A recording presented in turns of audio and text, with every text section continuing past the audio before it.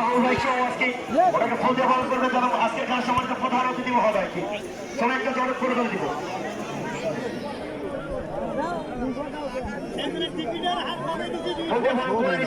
সম্মানিত প্রধান অতিথিবৃন্দকে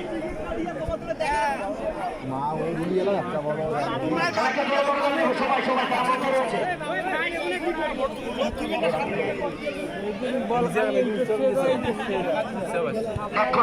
riding box থেকে যাচ্ছে নাম্বার 6 এই জায়গা থেকে কিন্তু 12 নাম্বার